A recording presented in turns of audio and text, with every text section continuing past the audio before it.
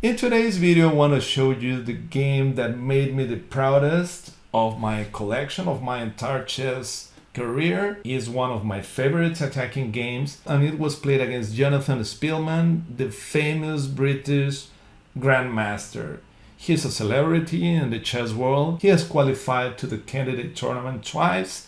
In the first cycle in 1989, 1990, he got to the semifinal where he was eliminated by Jan Timman, but only after defeating first Jasper Sedewon and then Nigel Short. So he is a heavyweight, he's a very strong player, he has played very good chess. And as a writer, I admire him too. He's got a collection of interesting books. His endgame books are my favorite. The game was played in 2006 in the Olympiad, played in Italy, and this happened when the Mexican team clashed with the British team. That was an interesting match. We had even chances at some moment, and we ended up losing 2.5 versus 1.5. Without further ado, I'll jump right into the game. I started the game with d4, and Speelman played d6. He's famous for his unorthodox handling of the openings as black, and I played e4. I didn't want to play c4 and mid something like g6, or the ending that starts with e5 also is something that I didn't want to face. So I played e4, transposing to a pierce, knight f3, knight c3, g6, knight f3, bishop g7, and bishop e2. This is my favorite line against the peers. This is something classical we simply develop, and later on we're going to try to use the center or gain space somewhere else. As far as those pawns stay in the board, stay healthy, we are going to have a nice position usually. Castle, castle, and now there are several ways to play, but Speelman chooses c5. That transposed right away into the so-called Schmidt-Benoni. Yeah, this can be reached by d4, knight f6, knight f3, c5, d5, g6, and here, rather than playing c4, knight c3, bishop g7, and e4, d6, bishop e2, castle, castle. And here we are in the Schmidt-Benoni. And this is a fascinating position in which white has extra space in the center, but this extra space is really hard to use. Black's position is pretty solid and has a plan to play in the queen side with the help of this really strong bishop. They want to play b5 at some moment. So the move was knight a6. This is the most common. Otherwise, playing knight b7 stands in the way of the bishop, and from d7 this knight is not helping b5, whereas from a6 later on can retreat to c7 and play b5 and help support b5. So knight a6 is much better. So I played h3. This move fulfills a couple of ideas. First of all, I control a possible bishop g4. This is one of the ideas, and the other one is being able to play bishop f4 and to retreat to h2 in case the bishop is attacked. Okay, knight c7. Now b5 is being threatened. I mean, if I play bishop f4, b5 can be played, as the capture of this pawn leads to the loss of the e4 pawn. Knight takes b5, knight takes b5, bishop takes b5, knight takes e4. And this is something I'm not interested in, because I don't want to give a central pawn for a flank pawn. Well, so against knight c7, I played a4, stopping b5. And Speelman played e6. The most normal way to continue is b6. This is the main line, bishop f4, bishop b7. Yeah, rook e1, a6, bishop c4, and against queen d7, queen d3. This is something I explained, video devoted to a fantastic game from Alexander Halifman versus Ermenkov. In case you haven't seen it, I highly recommend you do it. It's a beautiful game. So after a4, Speelman decided to attack my center. And now I have two options: to stay still and keep bringing pieces to the game, or to trade pawns. I decided to trade pawns. Yeah, the d pawn may become a target now. And he captured with knight, what surprised me a little bit, because now d5 is really difficult to achieve.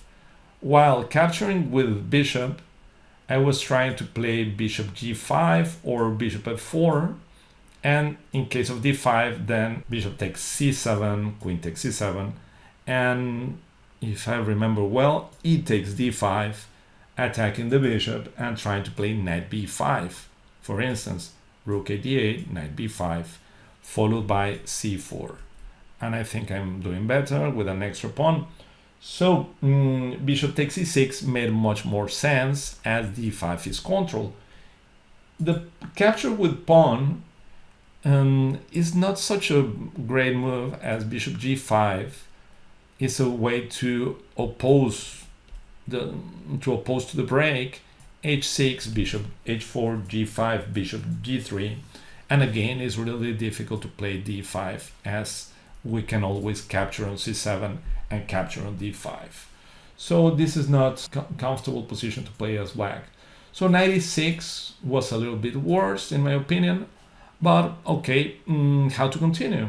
What would you do? As d5 is a key square, we usually want to play bishop g5, but with the knight on e6, this is not so good. So I wanted to increase the control of c4, and I did it by playing bishop c4. A pretty natural move. The bishop looks pretty strong here. Now a6, he wanted to play queen c7, it transpires, and he must avoid knight b5.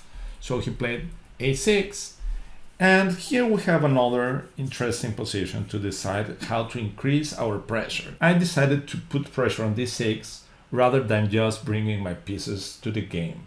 I mean, bishop e3 is a completely normal move, but I wanted to put pressure on d6, and I played queen d3. Yeah, the idea is to play rook d1, and the queen is fairly active here, defending e4 as well, so freeing the knight in case it must move for some reason. So queen c7, rook d1, and rook d8. He didn't want to sacrifice the pawn. Yeah, sacrificing the pawn was a choice, but no, not an interesting one, as we can simply capture it and have an extra pawn with no compensation at all. So he played rook d8, and here we have another interesting moment to think on how to increase the pressure. There are several ways to continue. I was really in the mood of punishing him because f7 all of a sudden seemed weak, d5 seemed weak, and d6 sometimes was also weak. So I felt that I have the chance to punish him for his play, or punish black for his bad position, and I came up with bishop g5.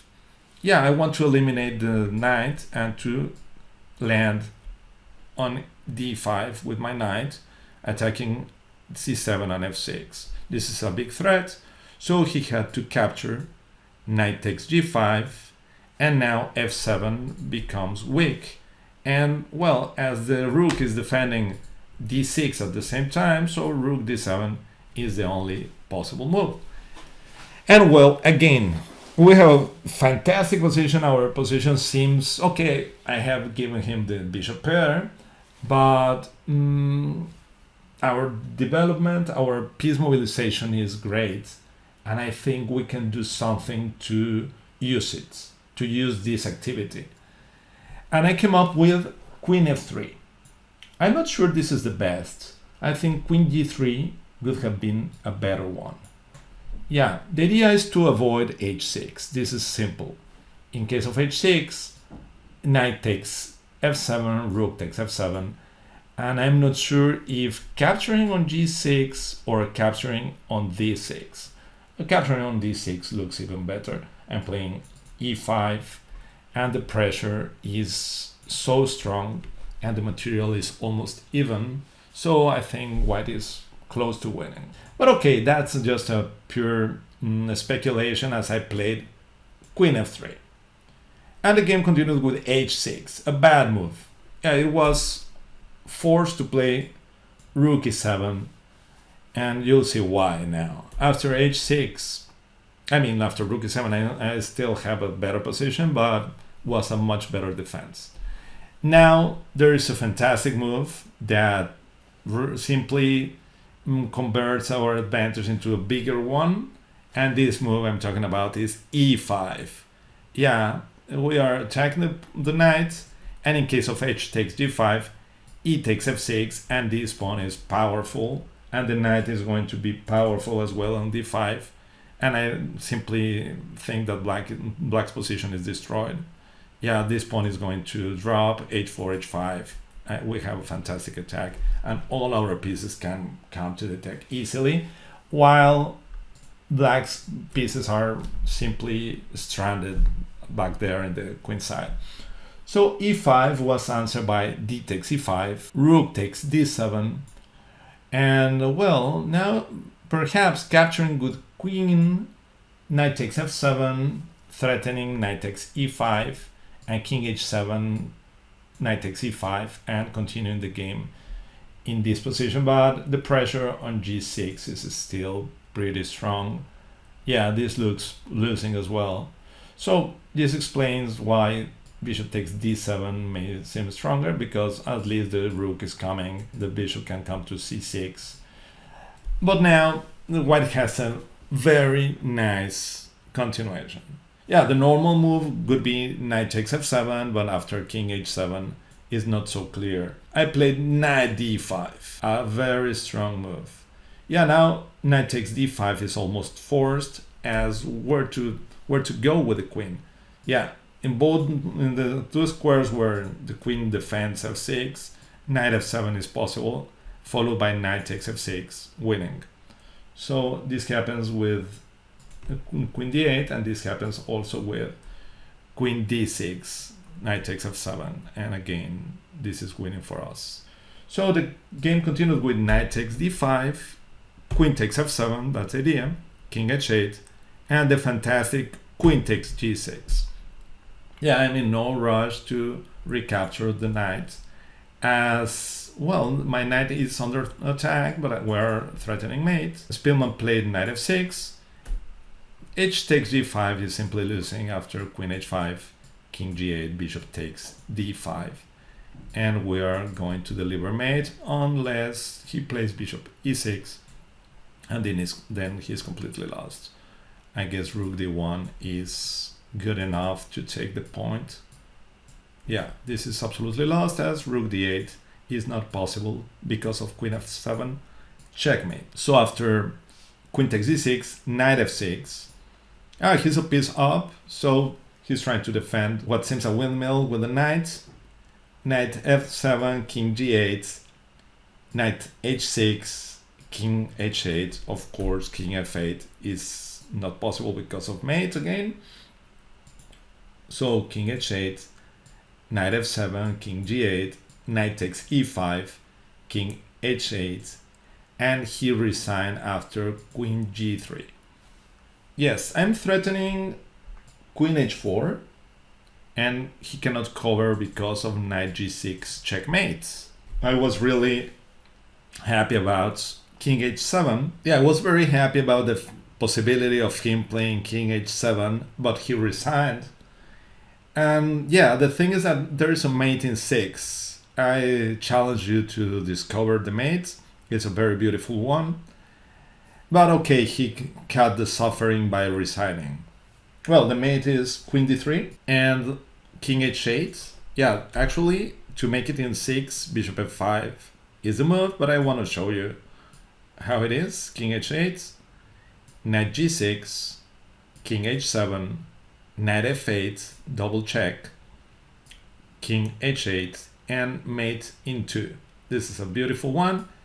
Queen h7, sacrificing the queen, knight takes h7, and knight g6, checkmate. A smoother checkmate, and well, Really a nice one, but of course it didn't see the lights as my opponent resigned. Okay, I wanted to show it to you. Is my favorite game. And don't get me wrong, I'm not bragging. This is something I'm as an artist. You want to show your best. Sometimes I will show you my worst. I'm sure I will. Okay, thank you for your attention and see you next time.